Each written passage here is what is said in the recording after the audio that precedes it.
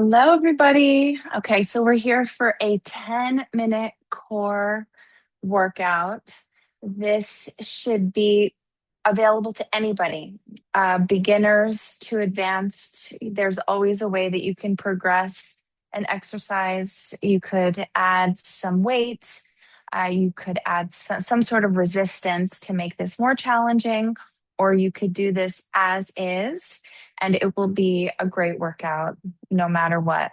So it'll be about 10 minutes long. We're going to start over on the mat on our back. All right, let's start flat on the ground and just take a moment here, arrive, enjoy what that feels like. Maybe this is the first time you've lied down all day. And we're going to start with some good old fashioned crunches. So I'm going to get my timer here. Hands go behind your head, knees are bent, feet are planted on the ground. And we're going to go straight up with these crunches. So a lot of times I see people with their elbows tucked in and they're cranking their neck. Like you can even hear it in my voice. Like we want to be open and we really want to use our core to do this movement. We don't want to use our necks. We don't want to be yanking our heads, our necks with our arms. So I want you to go straight up and down. We're going to go for 45 seconds. If you can, give me a little bit of a pause at the top of that crunch and then lower, getting just that beat of rest at the bottom. We're going to work for 45 seconds. We're going to rest for 15 seconds. Use that breath, big exhale on the way up. Always want to be exhaling on the effort. 10 seconds.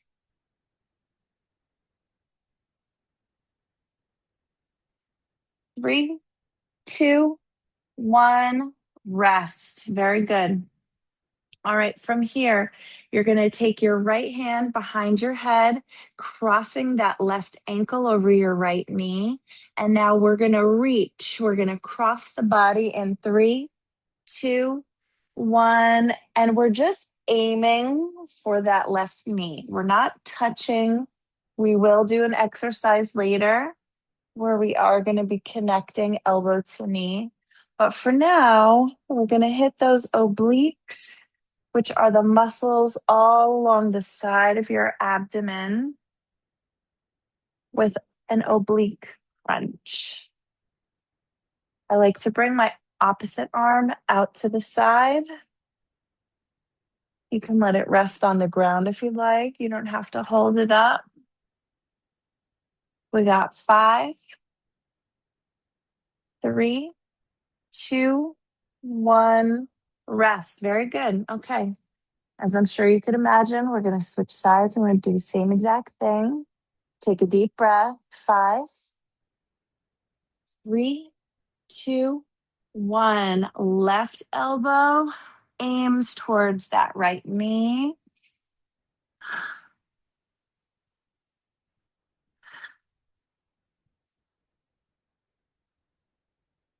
Good. And we're still just cupping the back of my neck.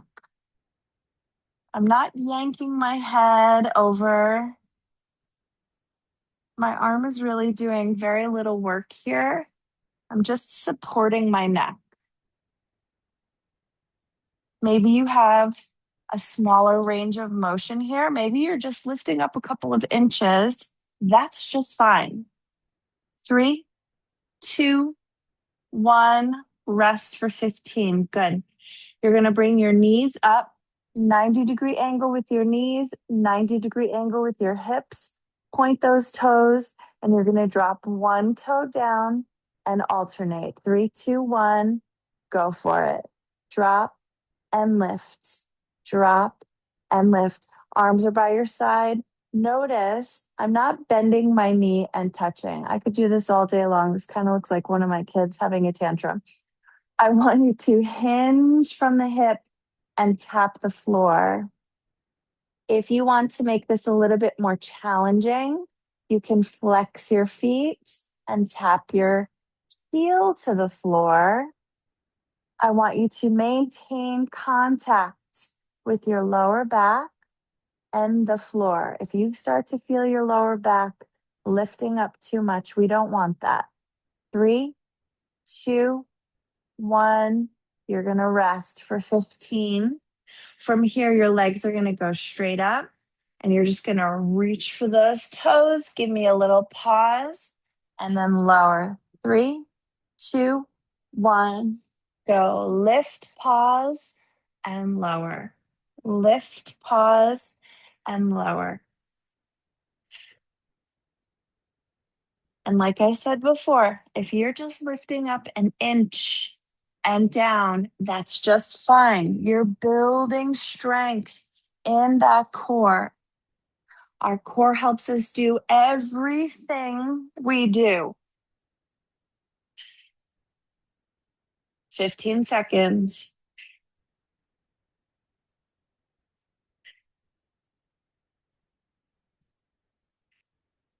5,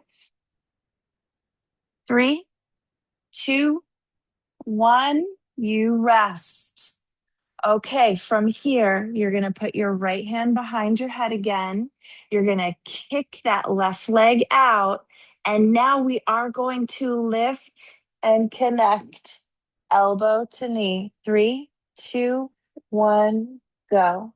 Lift and lower.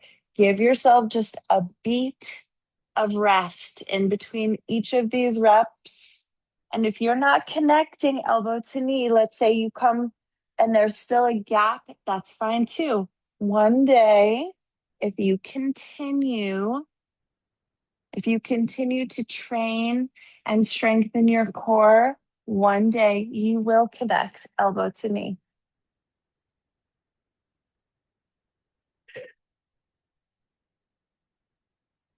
5, 3, 2, 1, and rest. You're going to start to feel some burning happening. That's a good sign. Means you're doing what you're supposed to do. All right, we're going to switch sides. 3, 2, 1. Go for it. And for the other arm, you can rest it on the ground if you'd like. You can lift it up. I like to sometimes make a fist just to have some resistance on that side.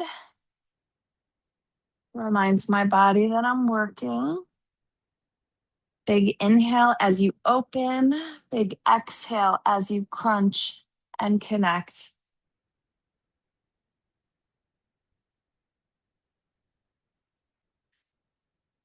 10 seconds.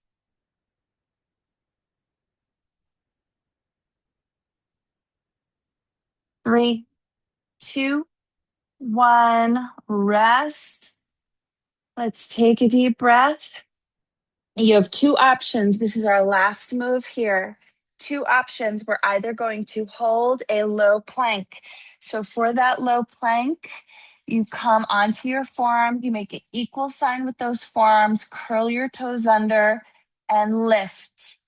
If you are holding a modified low plank, you're lifting, you're finding that plank, that full low plank, but then you're just going to drop your knees and squeeze your bum. And that's going to point your tailbone straight down. And that's going to engage your core. This is very challenging. There's no shame in holding a modified low plank. This is a challenging move. If you're there, we're going to hold a low plank. And this is option number 3. We're going to get started in 15 seconds. You get a little bit longer of a break here. If neither of those are available to you, you're going to hold a dead bug hold. So we're going to come back to that 90-degree angle. You're going to keep your head, neck, and shoulders down, and you're going to press knees to hands, hands to knees as hard as you can while maintaining pressure of that lower back into the floor. It looks like I'm doing nothing, but my whole body is shaking right now. That is a very challenging move. I'm going to pop into this low plank. We're going to get going in 3, 2, 1, go. Lift up and hold. You got 45 seconds here. Deep breaths. Deep breaths. Think about bringing your belly button towards your spine here. 20 seconds. Pull your shoulder blades down into your back pockets. Don't let your shoulders be up in your ears. 10. Deep breath.